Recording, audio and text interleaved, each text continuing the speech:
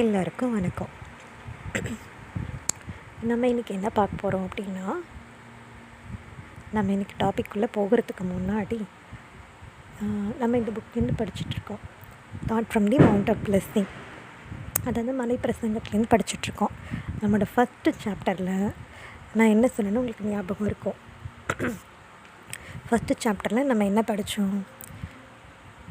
7 different persons இருந்தாங்க. அந்த 7 different பர்சன்ஸோட different thoughts, அப்புறம் அவங்களோட எக்ஸ்பெக்டேஷன்ஸ், அதுதான் நம்ம படித்தோம். உங்கள் எல்லாேருக்கும் ஞாபகம் இருக்கும். இப்போ அதே தான் நான் தொடர விரும்புகிறேன். நம்ம இங்கே எல்லோரும் உட்காந்துருக்கோம் இதை பற்றி கேட்குறதுக்காக. நம்மளோட தாட்ஸ் எப்படி இருக்குது, நம்மளோட எக்ஸ்பெக்டேஷன்ஸ் எப்படி இருக்குது அப்படின்னு கொஞ்சம் நம்ம யோசித்து பார்ப்போம். ஏன் தாட்ஸ் ரொம்ப முக்கியம் நமக்கு அப்படின்னா, நம்ம எல்லாருக்குமே தெரியும் தாட்ஸ்க்கும் கேரக்டர்ஸ்க்கும் என்ன சம்மந்தம் இருக்குது. நமக்கு தெரிஞ்சதெல்லாம், நம்மளோட தாட்ஸ் வந்துட்டு நம்மளோட வேர்ட்ஸை லீட் பண்ணும். வேர்ட்ஸ் வந்துட்டு leads to actions, and actions வந்துட்டு ஹேபிட்ஸாக மாறும்.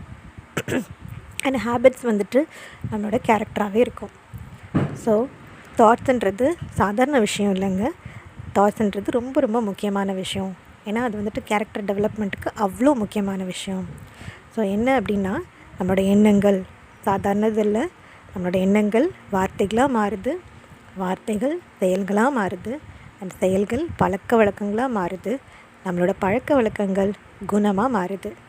சரியா? சரி, இதுலேருந்து நமக்கு நல்லாவே தெரியுது, நம்மளோட ஹியூமன் பாடிக்கு நல்ல ஹெல்த் வேணும் அப்படின்னா நம்ம வந்துட்டு ஃபிசிக்கலி, மென்டலி, ஸ்பிரிச்சுவலி ஃபிட்டாக இருக்கணும். நம்மளோட பாடி, மைண்ட், சோல் எல்லாமே ஒரு கனெக்டட் டுகெதர். அப்போது நம்மளோட சரீரமும் நம்மளோட எண்ணங்களும் எல்லாமே வந்துட்டு ஒன்றோட ஒன்று கலந்து தான் இருக்குது. சரி, ஸோ இது எல்லாமே வந்துட்டு எதுக்கு முக்கியமானது? நம்மளோட கேரக்டருக்கு ரொம்ப முக்கியமானது. நம்ம வந்துட்டு நம்ம கேரக்டர் ஏன் ரொம்ப முக்கியமானதுன்னு சொல்ல போகிறோம் அப்படின்னா, நம்மளோட கேரக்டர் வந்துட்டு கிறிஸ்துவின் கேரக்டராக நமக்கு இருக்கணும் அப்படின்றது ஒரு முக்கியமான விஷயம். சரி, இன்றைக்குரிய பியாட்டிடியூட்க்கு வருவோம். இன்றைக்குரிய பியாட்டிடியூட் அப்படின்னா இன்றைக்குரிய பிளெஸ்ஸிங்ஸ் இல்லை, பிளெஸட்னஸ், பிளெஸ்ஸிங் அப்படின்றது பியாட்டிடியூட்னு சொல்லி நம்ம பார்த்துட்டு வரோம். சரி, இன்றைக்குரிய பிளெஸ்ஸிங்ஸ் என்ன அப்படின்னு சொல்லி பார்த்தோன்னா, அது எங்கேருந்து இருக்குது அப்படின்னு சொல்லி பார்த்தோம் அப்படின்னா, மத்தேயு 5:9 என்ன எழுதியிருக்குது? சமாதானம் பண்ணுகிறவர்கள் பாக்கியவான்கள், அவர்கள் தேவனுடைய புத்திரர் எண்ணப்படுவார்கள் அப்படின்னு இருக்குது. சரி, சமாதானம் இன்றைக்குரிய நம்மளோட ஆக்சுவல் இது வந்துட்டு சமாதானத்தை பற்றி பார்க்க போகிறோம். அதனால என்ன பிளெஸ்ஸிங்ஸ் கிடைக்கிது அப்படின்னு சொல்லியும் பார்க்க போகிறோம் நம்ம. சரி, யார் வந்துட்டு ஏன் நமக்கு சமாதானம் தேவைப்படுது நம்மளோட லைஃப்பில் அப்படின்னு சொல்லி நம்ம யோசித்து பார்த்தோம் அப்படின்னா, நம்ம கார்டன் ஆஃப் ஈடனை யோசித்து பார்ப்போம்.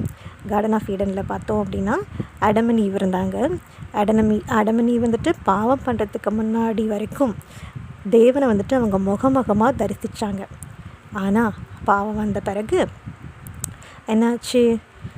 அந்த பாவம் வந்துட்டு நடுவில் பிளவாயிடுச்சு அவங்களுக்கு. ஸோ தேவனை அவங்க முகமுகமாக சந்திக்க முடியல. அப்போது யார் தேவைப்பட்டாங்க அப்படின்னு சொல்லி பார்த்தோன்னா, நம்மளோட ரட்சகராகிய கிறிஸ்து தேவைப்பட்டாங்க. அப்போ கிறிஸ்து தான் வந்துட்டு நடுவில் இருந்தார். யாருக்கு? நம்மளோட பாவப்பட்ட பாவிகளுக்கும் மத்தியிலையும் ஆண்டவருக்கும் ஒரு இணைப்பு, ஒரு பாலமாக வந்துட்டு கிறிஸ்து இருக்கிறாங்க. ஸோ அதனால தான் என்ன சொல்கிறாங்கன்னா, ஏசாயா 9:6 கிறிஸ்துவே சமாதான பிரபுவாய் இருக்கிறார் அப்படின்னு சொல்லியிருக்கிறாங்க. ஸோ கிறிஸ்து வந்துட்டு காட்க்கும் சின்னருக்கும் நடுவில் இருக்கிறாங்க, ஒரு சமாதான பிரபுவாக இருந்து அவங்களோட ஒர்க்கை பண்ணுறாங்க அப்படின்னு சொல்லியிருக்காங்க. சரி, நமக்கு விசுவாசம் இல்லாமல் நம்மளோட வாழ்க்கையை நடத்த முடியாது. விசுவாசனால தான் நம்ம நீதிமான்களுக்கு பட்டிருக்கிறோம் அப்படின்னு சொல்லியிருக்குது ரோமர் 5:1.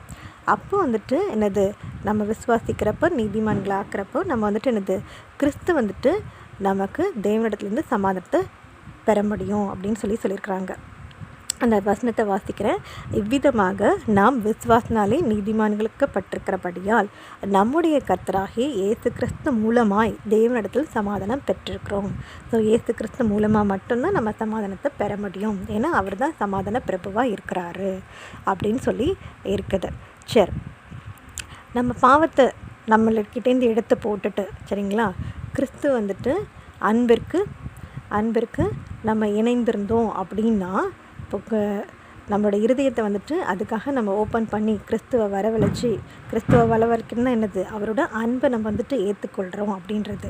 அப்படி இருக்கிறப்ப இப்போ கிறிஸ்து எனக்குள்ளே இருக்கிறாரு, கிறிஸ்துவோட அன்பை நான் ஏற்றுக்கொண்டேன் அப்படின்னா, நான் எனக்கு என்ன பேர் அப்படின்னா பரலோக சமாதானத்திற்கு ஒரு பங்காளியாக மாறுகிறேன் அப்படின்னு சொல்லியிருக்கிறாங்க அம்மையார். அதாவது பார்ட்டேக்கர் ஆஃப் ஹெவன்லி பீஸ். எப்போது? எனக்குள்ளே கிறிஸ்து இருக்கிறாங்க, கிறிஸ்துவோட அன்பு எனக்குள்ளே இருக்குது அப்படின்னு சொல்லிட்டு. இன்னும் அம்மையார் என்ன கொடுத்துருக்காங்க அப்படின்னா, கிறிஸ்துவோட அன்பு எனக்குள்ளே இருக்குது அப்படின்னா எனக்கு என்னெல்லாம் இருக்காது? பொறாமை இருக்காது, தீய சந்தேகங்கள் இருக்காது, வெறுப்பு இருக்காது அப்படின்னு சொல்லிட்டு. ஸோ நம்ம இதை வந்துட்டு கொஞ்சம் நம்மளோட பைபிளை திறந்து நம்ம 1 கொரிந்தியர் 13 சாப்டர்லேருந்து வாசிப்போம். 1 கொரிந்தியர் 13ஆம் அதிகாரம் நான் வசனம் 4லேருந்து 8 வரைக்கும் வாசிக்க விரும்புகிறேன். சரி. அன்பு நீடிய சாந்தமும் தயவுள்ளது, அன்புக்கு பொறாமை இல்லை, அன்பு தன்னை புகழாது, இருமாப்பாய் இராது, அயோக்கியமானதை செய்யாது, தற்பொழிவை நாடாது, சினமடையாது, தீங்கு நினையாது, அநியாயத்தில் சந்தோஷப்படாமல் சத்தியத்தில் சந்தோஷப்படும், சகலத்தையும் தாங்கும், சகலத்தையும் விசுவாசிக்கும், சகலத்தையும் நம்பும், சகலத்தையும் சகிக்கும், அன்பு ஒரு காலம் ஒழியாது. சரி. அதே சாப்டரில் நம்ம 13வது வசனத்தை பார்த்தோம் அப்படின்னா, இப்பொழுது விசுவாசம், நம்பிக்கை, அன்பு இம்மூன்றும் நிலைத்திருக்கிறது, இவைகளில் அன்பே பெரியது அப்படின்னு சொல்லி நம்ம பார்க்குறோம். சரிங்களா? அப்போது அன்புக்கு என்ன இருக்காது, என்ன இருக்கும் அப்படின்றது நம்ம தெளிவாக இங்கே கொடுத்துருக்குது. ஸோ அப்போது கிறிஸ்து எனக்குள்ளே இருக்கிறாங்க, கிறிஸ்துவோட அன்பு எனக்குள்ளே இருக்குது அப்படின்னா எனக்கு இந்த சமாதானத்தை நான் பெற்றுக்கொள்கிறேன் அப்படின்றது அர்த்தம். அப்போ இந்த சமாதானம் இருக்கிறப்போ எனக்கு மற்றவங்க மேலே பொறாமை இருக்காது, தீய சந்தேகங்கள் இருக்காது, எனக்கு வெறுப்பு இருக்காது அப்படின்னு சொல்கிறாங்க. சரி. நம்மக்கிட்ட ஒரு குணம் இருக்கிறப்ப நம்மளோட ஆட்டோமேட்டிக்காக நம்ம என்ன பண்ணுவோம்? நமக்கு ஒரு ஹாப்பினஸ் இருக்குது அப்படின்னா ஆட்டோமேட்டிக்காக நம்ம அதை ஷேர் பண்ண ட்ரை பண்ணுவோம். அதே போல் தான் இப்போது இது வந்துட்டு ஒரு ஆசீர்வாதமான செல்வாக்கு, இந்த பீஸ்ன்றது. இப்போது ஒரு பிளெஸ்ஸிங்கான இது எனக்கு இருக்கிறப்போ நான் என்ன பண்ணுவேன்? ஆட்டோமேட்டிக்காக அதை வந்துட்டு மற்றவங்களுக்கு ஸ்ப்ரெட் பண்ண ட்ரை பண்ணுவேன். அப்போது இந்த சமாதானத்தின் ஆவியை வந்துட்டு நான் மற்றவங்களுக்கும் பரவ செய்வேன் அப்படின்னு சொல்கிறாங்க அம்மையார். சரி. அதோட இப்போ நான் கிறிஸ்துவோட ஃபாலோவராக இருக்கிறேன் அப்படின்னா என்ன பண்ணுவேன் அப்படின்னா, இந்த சமாதானத்தின் தூது வந்துட்டு நான் உலகத்துக்குள்ளே எல்லாருக்கும் பரப்புவேன் அப்படின்னு சொல்கிறாங்க.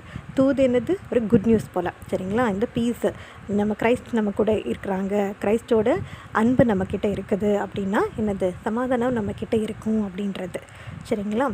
அப்படி இப்போது எனக்குள்ளே கிறிஸ்து இருக்கிறாங்க, எனக்குள்ளே கிறிஸ்துவன் அன்பு இருக்குது அப்படின்னா நான் என்ன ஆவேன் அப்படின்னா, எனக்கு இந்த பீஸ்ன்ற கேரக்டர் இருக்கிறப்ப நான் ஆட்டோமேட்டிக்காக ஒரு ஹோலி லைஃப்பை லீட் பண்ணுவேன். சரிங்களா? அப்போ நான் அந்த ஹோலி லைஃப்பை லீட் பண்ணுறப்ப என்னோடய வார்த்தையுமே என்னோடய செயலுமே நான் கேரக்டரே மாறி இருக்குது அப்படின்னா என்ன அர்த்தம்?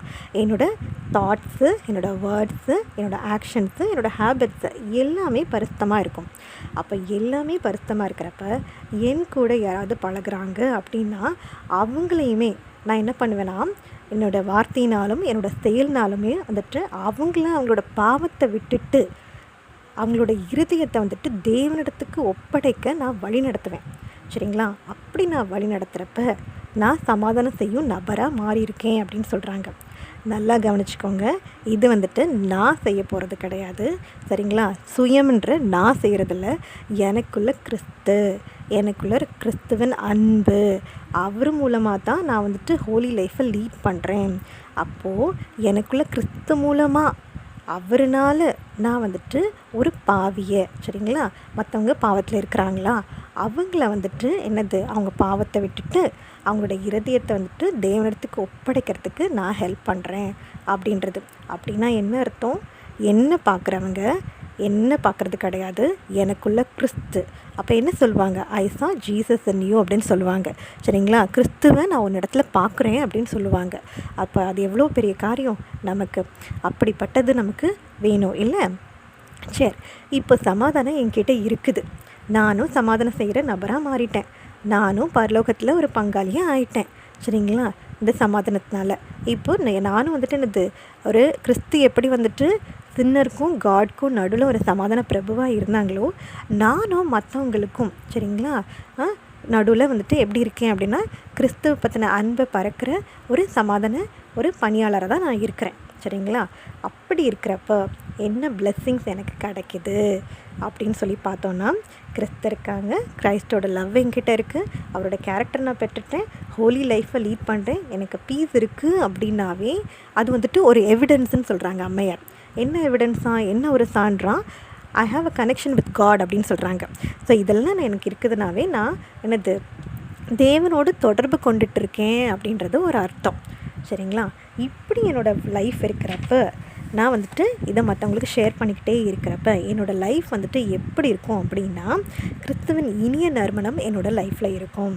அப்போ கிறிஸ்துவின் இனிய நறுமணமும் அந்த குணத்தோட இனிமையும் சேர்ந்து என்னவா இருப்பேன் அப்படின்னா, நான் வந்துட்டு தேவனுடைய பிள்ளைகள் அப்படின்றதான் இருப்பேன் அப்படின்னு சொல்லியிருக்கிறாங்க.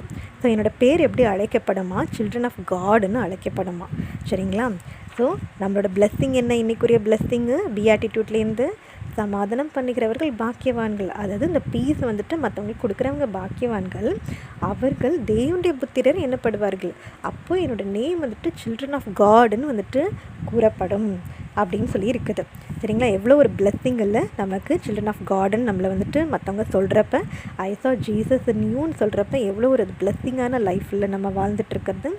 சரி, இதுதான் வந்துட்டு இன்றைக்குரிய கருத்தாக நமக்கு இருக்குது, பாடமாக நமக்கு இன்றைக்கி கொடுத்துருக்குறாங்க.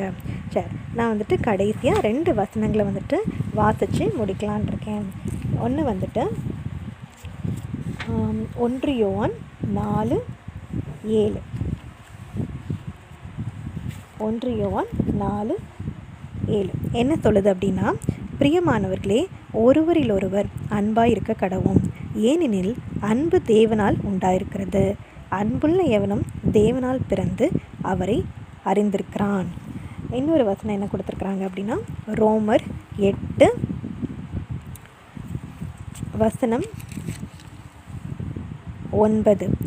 தேவனுடைய ஆவி உங்களில் வாசமாயிருந்தால் நீங்கள் மாம்சத்திற்குட்பட்டவர்களாயிராமல் ஆவிக்குட்பட்டவர்களாய் இருப்பீர்கள். கிறிஸ்துவின் ஆவி இல்லாதவன் அவருடையவன் அல்ல. மற்றும் 14வது வசனம் அதே அதிகாரத்தில், ரோமர் 8:14. மேலும் எவர்கள் தேவனுடைய ஆவியினாலே நடத்தப்படுகிறார்களோ அவர்கள் தேவனுடைய புத்திரராய் இருக்கிறார்கள். சரி, நம்ம இன்றைக்கி என்ன படித்தோமோ அது இந்த 2 வசனத்தையும் நம்ம வாசிச்சிட்டோம். சரிங்களா? இதோடு நான் முடிக்கலான் இருக்கேன். சரி, ஆமேன்.